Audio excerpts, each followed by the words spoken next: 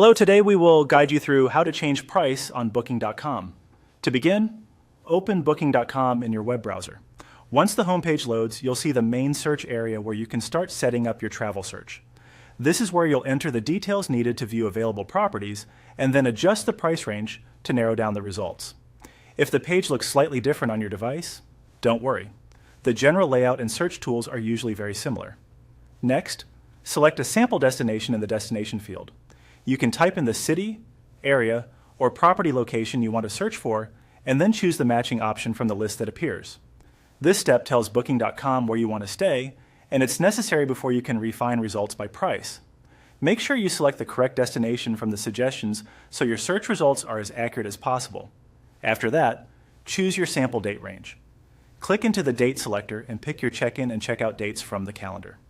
This is important because prices on Booking.com often depend on the dates selected, so choosing your travel period first ensures the pricing filters reflect current availability for that time. If you're just testing the process, any sample date range will work. Once your destination and dates are set, click the search button. Booking.com will then load the results page and display accommodations that match your search criteria. Depending on your internet speed and the number of listings in the area, this may take a few moments.